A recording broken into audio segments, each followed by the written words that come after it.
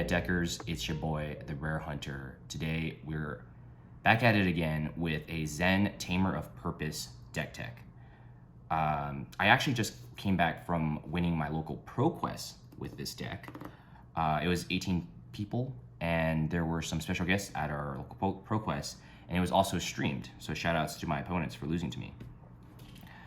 I don't think I'm gonna take too much credit for this deck list because I don't think there's anything super innovative about it, but I did think that this was a good example of kind of using what remaining resources we have from post-ban to kind of like still play the same strategy. And what inspired me to kind of look into Zen again was I last minute was figuring what are the type of heroes I want to target at my local ProQuest. I know that there will be a few Enigma players, some perhaps on CYB, Count Your Blessings. I know that there's usually a lot of Brute players, and I know that there will be a lot of Runeblade, Aurora players specifically. So I felt like I actually went on February and kind of like looked at a few matchup spreads, and it felt like Dash and Zen were a couple of the heroes that seemed like they had really good matchups into my expected meta. I also saw that like the Japanese ProQuests, the Japanese players had a lot of success in their ProQuest with Zen, which kind of like piqued my interest because the last time I played Zen was actually at Battleheart in Las Vegas, kind of like before everything blew up and everyone was kind of complaining about Zen. But the deck was always just super busted with 9 bonds. But post-ban, now I have to play all of the cards that I hated about Zen, but that's neither here nor there. So without any further ado, let's get into it. So we're still playing our standard loadout. There is one small change, and that's we're playing Pouncing Paws over Strides, I think. I don't remember the exact name anymore.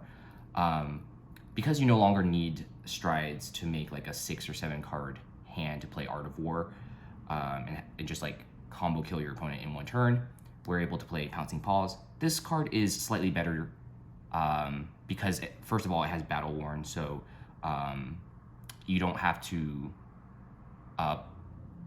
block with it in order to get your Tiger. You can actually pop it at any point. This was actually incredibly key for me in my finals match against Brodie on Viserai, where my hand was completely bricked and I popped Pouncing Links on the draw just to get the Tiger, so that I was able to follow up with a Tiger Swipe, I think. And then that kind of unlocked my hand to do more things. So I think Pouncing Paws was great all day. Just also like one to block Aurora has been fantastic. Kakara is still pretty good, and you know, Traverse is still probably the best hat piece. And for some of your sides, this is what I played. I think I have 10 equipment total. I think I just wasn't really sure if Kano was gonna be played, but I wanted to respect Florian and Verdance just in case, just have AB3. They're pretty free slots, and I think equipment is probably one of your most valuable use of your sideboard slots because you always start the game with them, meaning that you basically always draw your sideboard equipments. Later on into the day, I kind of realized that the Pouncing Paws were pretty crucial to just having really two big turns. Pouncing Paws to start your first turn, and then Traverse for your follow-up turn. I actually felt like Tide Flippers was normally my go-to like AB1 when I play against Viserai or the Runeblades in general. But I actually ended up switching out the Shuko so that my Runeblade setup was like this. Although I didn't play, like this. Although I did not play AB into Aurora. I think that's like a strict racing matchup. And of course, one of the most broken things is actually the Zen state token from Kayo. So I only played the Northern gloves today, did not really bother with the other Northern pieces. I think for optimization in the future builds, the Northern pieces can be played with, and probably the spell fray will come back. Getting into the deck, we have the reds, 3 Bittering Thorns, 3 CNC, and 3 E-Strike. These are kind of your, I would say like generic cards almost. Even though Bittering Thorns is ninja, they are not combo cards, and these are just solid cards. To play post-ban with, 9 bonds gone, you kind of have to fill your deck up with cards that keep the go again and going wide chain going. So this is kind of what I have. I think some people do not play E-Strike, and I honestly did not like E-Strike very much when I was playing the Bonds version, because you want to usually be using your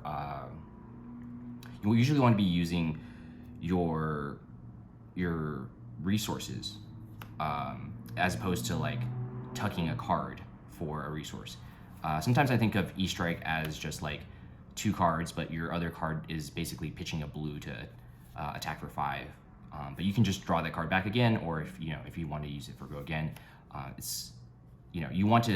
the best mode to do is usually like E-Strike, draw a card. But because this deck can't really give it go again, I can see why people don't really like it.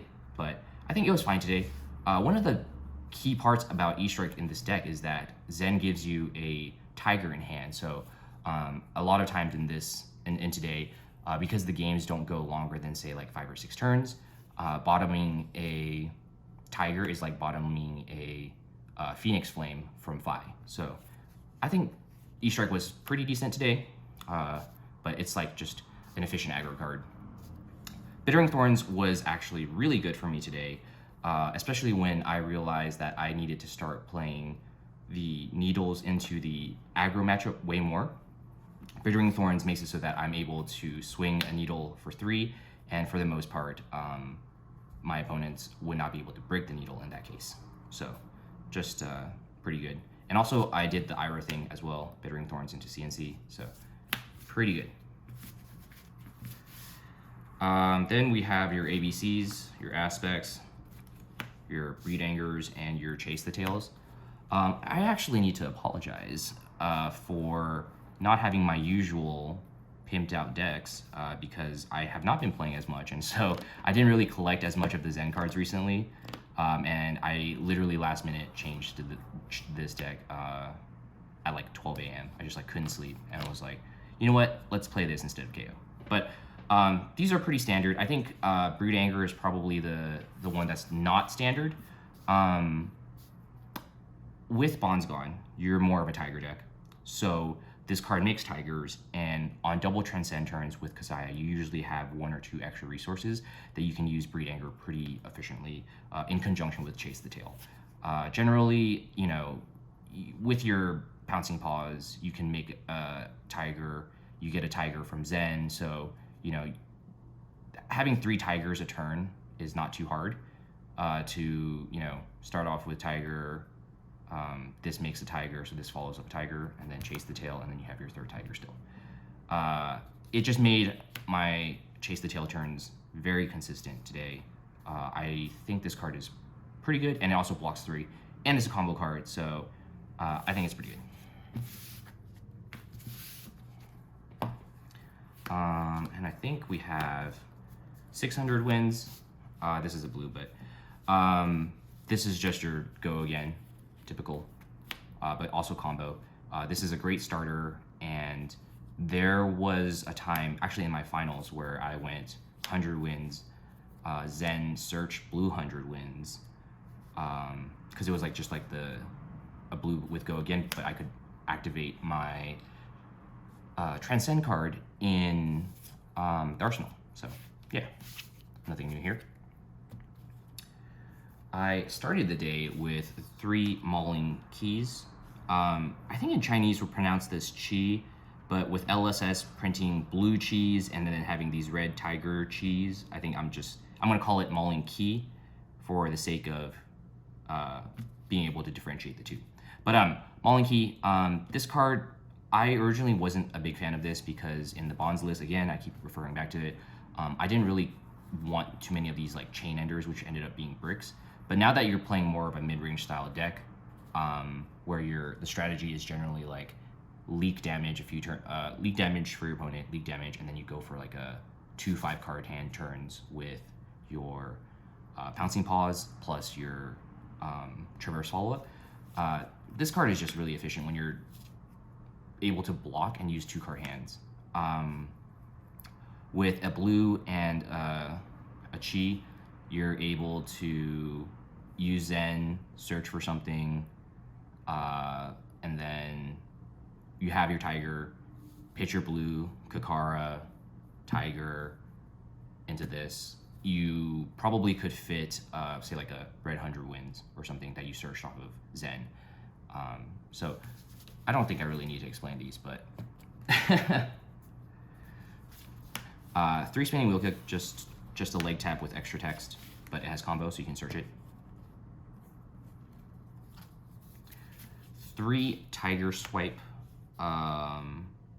This is also standard back when we used to play it in the bonds list.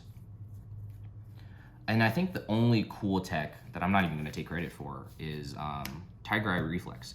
I saw this tech a long time ago. Well, not a long time, like a few months ago when I think it was Naib Mobasir. I've played him before at Nats, but he's a pretty great player. And I saw that I think he had this in his Battle Hardened San Diego list. And I thought that this was a really cool card. Now that we're more Tiger focused, I think it makes a lot of sense. So I decided to try it.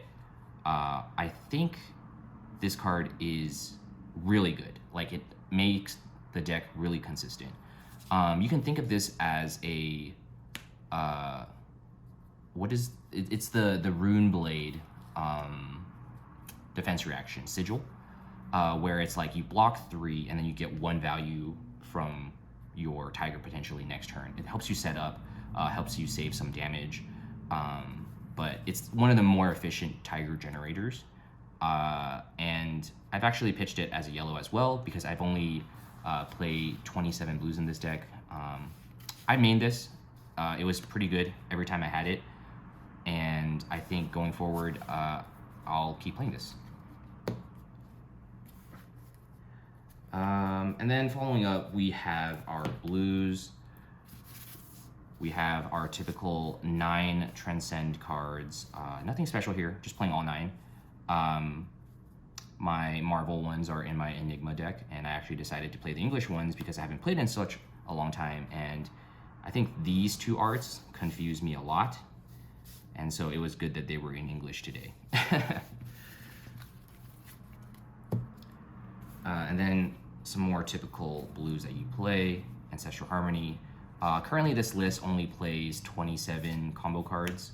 Originally when I was playing the bonds list, I had anywhere from like 33 to 40 because I played a ton of Fluster Fists and I really wanted to hit this every time. I actually hit, I think 3 or 4 out of 5 on my harmonies today, except in the finals where I flipped over the Sacred Art. So it's really great when you get free damage, but this is your best chi enabler that's not just like double chi. 3 Biting Breeze. This card is just 1 go again. This is basically your other 100 wins, and I think it's fine. This never hit, but if you do hit, you make a tiger, and it's probably just one of the better blue starters left out of the card pool.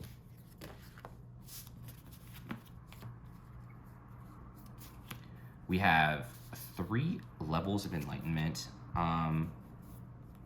Yeah. 300 wins. Sorry, 3 Winds of Eternity. This card was fine, just a 3 blue block. 3 block blue, sorry. And also, this can go up to 4 when you have 100 wins, and this came up like 2 or 3 times today, so I think this is one of the better blues to play.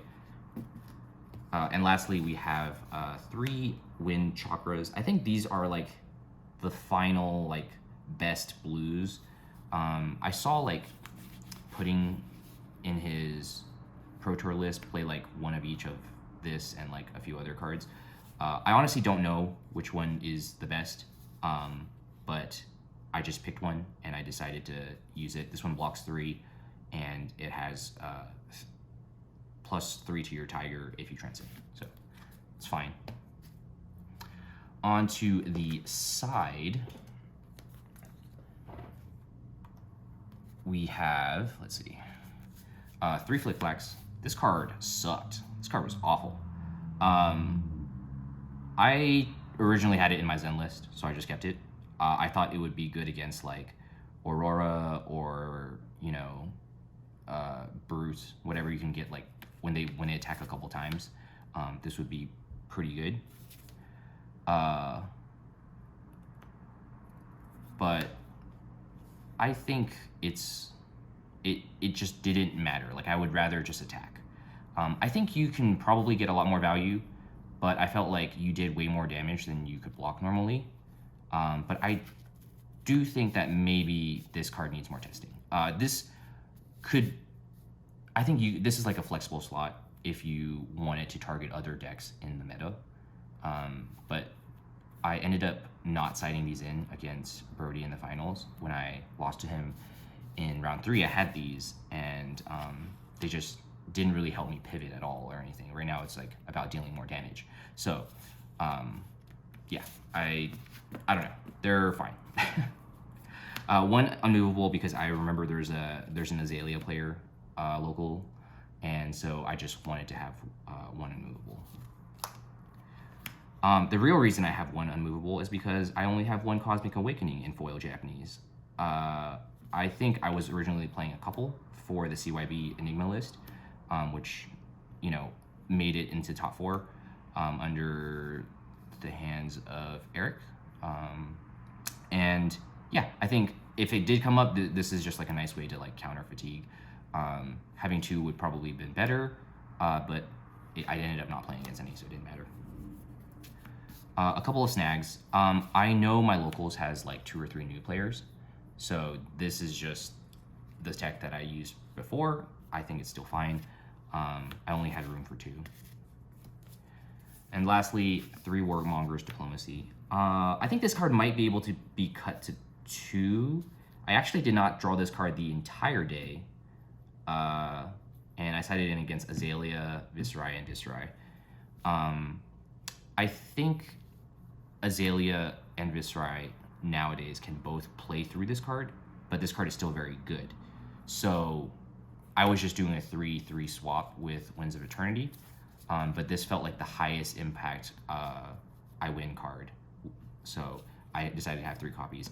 I think it's totally okay to cut it to 2 copies if you think that your local meta did not have as many, Rune Blades and Rangers. So that's pretty much it. Thank you for watching. This was my cold foil, if anyone was curious. I think there's like a few things that can be fixed with the list.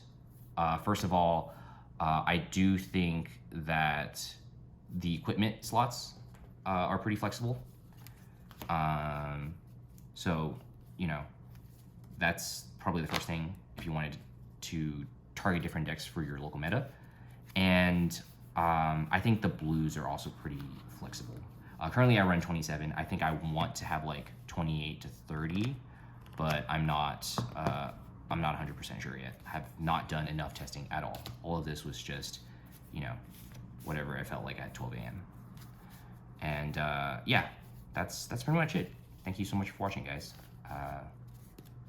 Make sure to like and subscribe.